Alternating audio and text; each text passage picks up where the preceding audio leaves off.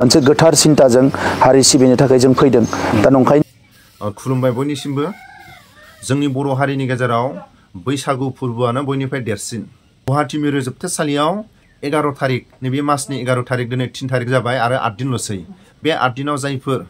गुबुन गुबुन जायगानिफ्राय मोसाखावरि गान खनगिरिफ्रा फैनो गोसो गाव गावनि थाखा फैसाजों फैनो हागोन आरो जायफोर हारि अनखावरि आरो हारिनि थाखाय जोबथेसालियाव बोसोर बोसोर दं थांनाय बोसोरनि बादि गाजा गोमजा बे जेल सिङावनो बैसागु खुंनो लादों जायफोर अनसुलाफोर हारिनि गेजेराव थाइसे थाइनै आरो जायफोर आर'नाइ गामसा हरनो गोसो बिथांमोना गुवाहाटीयाव फैनाय बासफोरनो हरफानो हागोन आरो जायफोर थाइसे थाइनै हेफाजाब मदद हरनो गोसो बे स्केनाराव हरनो हागोन आरो बे कन्टेक्ट नाम्बाराव कन्टेक्ट खालामनो हागोन बे आंनि नाम्बार खुलुमबाय बयनिसिमबो जोंनि बर' हारिनि गेजेराव बैसागु फोरबोआनो बयनिफ्राय देरसिन उन्दै गेदेर बोराय बेन्थ बयबो बैसागु बोथोर फैनाय लोगो लोगो जावरिखाङो हायला हुइला मोसानो थाखाय गुवाहाटी मिरु जोबथेसालियाव थानाय EX NDFB गाव गावनि डिस्ट्रिक्टआव लांगोन होननानै नेनानै दंमोन दिनैसिमबो लांनाय जायाखै बे समावनो गुवाहाटीयाव थानाय EX NDFB आरो गुवाहाटी मिरु जोबथेसालिनि जेलार आरो गुवाहाटीयाव थानाय जायफोर मिरु जोबथेसालियाव EX NDFB दं हांमा सुरै सुरै सावरायलायनानै बे मासनि मे मासनि 11 तारिखआव बैसागु खुंनो थाखाय लादों दा बे आंनि मबाइल नाम्बार आरो स्केनाराव जायफोर हेफाजाब मदद हरनो गोसो कन्टेक्ट खालामनो हागोन थाइसे थाइनै हेफाजाब मदद हरनो हागोन आरो जायफोर जानाय लोंनाय गाननाय जोमनाय हरनो गोसो गुवाहाटीयाव फैनाय बासफोरनो हरफानो हागोन जोंनो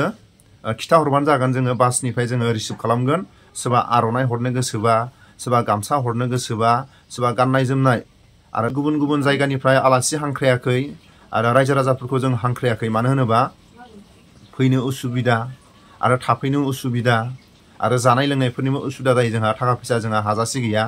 बिनि थाखायनो गुवाहाटीयाव थानाय रायजो राजा आरो गुवाहाटीयाव थानाय EX NDFB आरो जेल सिङाव थानाय EX NDFB गाजा गोमजा जेल सिङाव बैसागुखौ खुंनो लादों बे समाव जायफोर जोंनि बर' माहारिनि गान खनगिरि जायफोर देंखोगिरि आरो जायफोर मोसाखावरि बिथांमोना जेल सिङाव थानाय EX NDFB दसेखिनि गोजोनग्लाय होनो गोसो दङब्ला सोरबाफोर फैनो हागोन गान खनगिरि मोसाखावरि आरो दामगिरिफ्रा फैनो हागोन आरो साफा सानै आलासिफ्रा जुदि गाव गावनि थाखा फैसा गारनानै फैनो गोसोबा फैनो हागोन जों कन्टेक्ट खालामग्रोनांगोन जायफोर साफा सानै आलासिफोर फैनो गोसो बिथांमोना फैयोबा जों कन्टेक्ट खालामग्रोनांगोन बिथांमोना गाव गावनि थाखा फैसा गारनानै फैनो गोनां जागोन आरो गाव गावनि सुबिदा बायदि थानो गोनां जागोन मानो होनोबा जोंहा थानो आरो जाहोनो आरो गारि भारा हरनो थाखाय जोंहा आखायाव रां गैया बिनि थाखायनो जायफोर आलासि महरै फैगोन बिथांमोना गाव गावनि गारि भारा गारनानै आरो गाव गावनि सुबिदा बायदि थानो गोनां जागोन आरो लोगोसे जों गुवाहाटीयाव थानाय रायजो राजाफोर जोंनि बर'फोर जायफोर गुवाहाटीयाव थानाय रायजो राजाफ्रा नुजाथिफैनो हागोन आरो जों बाहेरायाव जेलनि बाहेरायाव जों एसे जानाय लोंनाय खालायदों आरो जेल सिङावबो जानाय लोंनाय बानायगोन बिनि थाखायनो जोंनि बर' माहारिनि जाय रायजो राजाफ्रा थाइसे थाइनै हेफाजाब हरनो गोसो आरो जानाय लोंनाय सोरबाफोर दैथायहरनो गोसोबा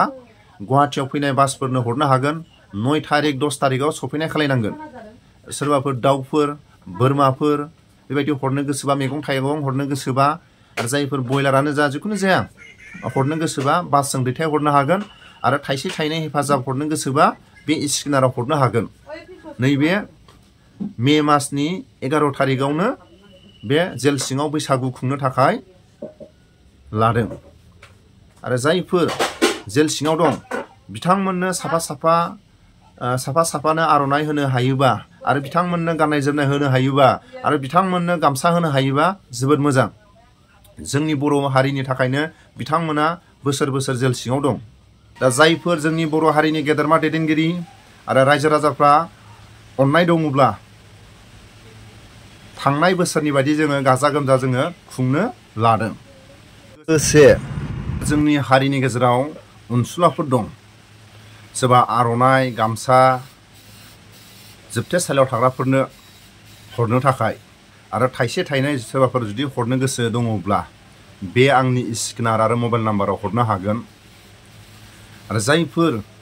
मोसाखावरि आरो जायफोर गान खनगिरि देंखोगिरिफ्रा जायफोर फैनो गोसो बेखौबा जोङो थाखा फैसा होनानै जेल सिङाव मोसाहोनो थाखाय गान खनहोनो थाखाय जोंहा आखायाव रां गैया।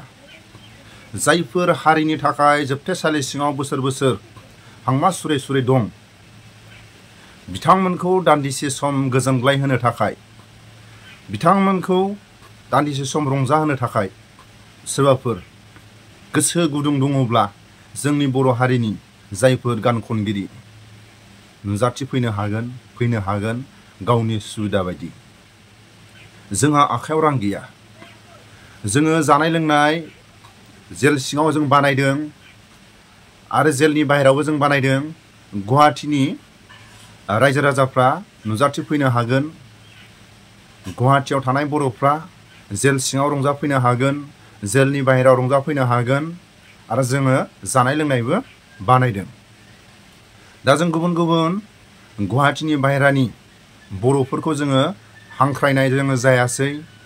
आरो लेंहरनाय जायासै, जाहाथे जोंखौ गाज्रि मोना। मानो होनोबा जोंहा आखायाव थोजासे रां गैया आरो जों बे बैसागु जोङो खुंनो लानायावनो जोंनो रायजो राजाफोरनि जोंनो हेफाजाबसो नांगौ जाना फैदों थाइसे थाइनै। जेल सिङाव जोङो जानाय आरो माखासे पेन्डेल बेखौ जोङो आरो गेटनि बाहेरायाव बेनार। दा बे बेनारखौ माबायदि बानायनांगौ? सोरबाफोर गेटनि बाहेरायाव बेनारखौ बानायनानै हरनो गोसोबा बानायना हरनो हागोन। जेलनि सिङाव आरो जेलनि बाहेरायाव बेनार बानायनो दङ, बेखौ सोरबाफोर जुदि बिना फैसायाव बानायना हरनो गोसोबा बानायना हरनो हागोन। नाथाय 10 तारिख 9 तारिखआवनो सफैनाय जानांगोन, बे मासनि 11 तारिखआवनो। आरो जायफोर जाग्रा मुवा गाननाय जोमनाय हरनो गोसो गुवाहाटीयाव फैनाय बासनो हरफानो हागोन। आरो जायफोर थाइसे थाइनै हेफाजाब हरनो गोसो बे स्केनार आरो मबाइल नाम्बाराव हरनो हागोन आरो कन्टेक्ट खालामनो हागोन। बेखिनि भिडिअखौ आं लाबोदोंमोन। आरो जायफोर जोबथेसालियाव दं आरो जायफोर जोबथेसालि सिङाव दं, EX NDFBफ्रा नेनानै दंमोन गाव गावनि डिस्ट्रिक्टआव बैसागुनि सिगां लांगोन होननानै, नाथाय दिनैसिमबो लांनाय जायाखै। 20 तारिखनि उनाव बा 20 तारिखआवसो लांगोन होननानै जों खोनानो मोन्दों। दा जायफोर जोंनि बर' हारिनि गेदेरमा दैदेनगिरि आरो रायजो राजाफ्रा अननाय दङब्ला थांनाय बोसोरनि बायदि जोङो गाजा गोमजा जोङो खुंनो लादों। बड'लेण्ड सोमावसारनाया जागायजेननाय समाव 1987 निफ्राय बै समाव जोंनि जि हेंथा हान्जा बिथांमोना जोबोद गोख्रोंमोन आरो बिथांमोना बोलोजों हायो सोलोजों हायो बड'लेण्ड सोमावसारगिरिफोरखौ नाख्रेबदोंमोन आरो गोबां मुंख्लं जादोंमोन, मोजाङै सोमावसारनो थासारि होआखैमोन। दा बै समा जोबोद चेलेन्जिंमोन। सेकेन्ड चेलेन्जिं सिटुएसना जाहैबाय जे जोंनि मोनथाम गोरोबथा खालामनाय। बे गोरोबथानि थाखाय जेब्ला सावरायनाय जायो अब्ला सरकारजों गोबां दान्थे बिदान्थे जायो आरो बेफोरबायदि थासारिखौ मोगा मोगि जानो गोनां जायो। आङो फोथायो जे BSc गोरोबथा जानायनि सिगाङाव एबा BTC गोरोबथा जानायनि सिगाङावबो बेबायदिनो जाय बिथांमोना सागानगिरि एबा सरकारजों सावरायनायाव बाहागो लादोंमोन बिथांमोना गोबां मोगा मोगि जानो गोनां जादों आरो जोंबो थामथि गोरोबथा जेला खालामनो थाङो 2020आव बिनि सिगाङाव गोबां दान्थे बिदान्थे एबा जुक्ति जुक्तताफोर जादों। दा बैफोर सिटुएसना एसे चेलेन्जिंमोन आरो बिनि अनगायै जोंनि गेजेराव बिदा फंबायलायनि बुथारलायनाय, हाथियार दैखांलायनाय, सासेया सासेनि सायाव हाथियार बाहायलायनाय आरो गुबुन हारिफोरजोंबो दाङाबाजि जानाय, बै थासारिफ्रा चेलेन्जिंमोन। नाथाय आथिखालाव बेफोर थासारिया गैला। बिदा फंबायनि गेजेराव नेरायनायाबो गैला, सासेया सासेनि एगेन्स्टआव हाथियार बाहायलायनायाबो गैला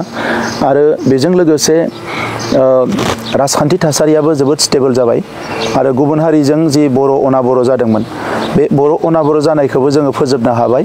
जोंनि साइडनिफ्राय माखासे प्रएक्टिभ रल लानायाव बिथांमोना दायो गावसोरनि साननायफोरखौ गोबां पारसेन्ट सोलायबाय। दा नंखायनो थासारिया जोबोद मोजां जाबाय। दा नोंथाङा बुंदों जानो हागौ जे बिसायख'थिया जिहेतु 2025 मायथाइयाव फैनायखाय एसे चेलेन्जिं होननानै। नैबे बिसायख'थिया जोबोद चेलेन्जिं होननानै आं साना। मानोना बिसायख'थिखौथ' राजखान्थि हान्जाया बाहागो लाखायो, जोंबो लागोन, गुबुनाबो लागोन। नाथाय जिहेतु दा बुथारलायनाय, गावथारलायनाय, सिगिलायनाय आरो सासेया सासेनि सायाव गिनांनाय थासारि गैया, नर्मेल सिटुएसनाव बयबो पलिटिक्सखौ खालामनो हायो आरो जोंहा जिहेतु मोनसे हलिस्टिक एप्रोच दङ, मोनसे गोथार सिन्ताजों हारि सिबिनो थाखाय जों फैदों। दा नंखायनो जायखिजाया थासारियावनो जोङो मोगा मोगि जानानै आवगायलांनो हायो आरो 4 बोसोरनि बांसिन रायजोजों थानानै खामानि मावनानै जेफोर बिथिंफ्राव जोङो आखाइ होदों आरो बेवहाय माखासे साक्सेस खालामनो हादों बेजों आंहा फोथायनाय दङ जे नैबे बिसायख'थियाव जोङो फारफ्रोमबो बिथिंनिफ्रायनो साक्सेस जागोन आरो सरकार आहार पिছত आमी 500তকৈ বেছি যিবিলাক চোৰাং চিকাৰী সেইবিলাক সাৰেন্ডাৰ কৰালো তেখেতসকলৰ তাত সৰু সুৰা হাতিয়াৰো আছিলে সেইবিলাক আমি ৰিকভাৰ কৰিলো প্ৰায় যোৱা 1-2 বছৰত মানে না কি বৰাবৰ তেনেকুৱা কতবা পোচিং কৰা বা হত্যা কৰা প্ৰায় না কি বৰাবৰ আছিলে কিন্তু সময় সুযোগ লৈ কেতিয়াবা 1-2 ওলাই ইয়াৰ কাৰণে ফৰেষ্ট ডিপাৰ্টমেণ্টক আমি মেন পাৱাৰ অলপ বঢ়াই দিয়া ট্ৰেনিং দিয়া বিভিন্ন কামবিলাক কৰি আছো গতিকে এটো আনফৰচুনেট হৈছে হয় আমাৰ তাত মেন এলিফেন্ট কনফ্লিক্ট আছে যেটো আজিকালি মেন এনিমেল নেগেটিভ ইন্টাৰেকশন বুলি কোৱা হয় তো হিটু আমি কেনেকৈ মেনেজ কৰিবলৈ বিভিন্ন পন্থাৰে কাম কৰি আছো গতিকে ইটোৰ ওপৰত আমি আৰু ষ্ট্ৰংলি একশন লোৱাৰ কাৰণে ব্যৱস্থা কৰিম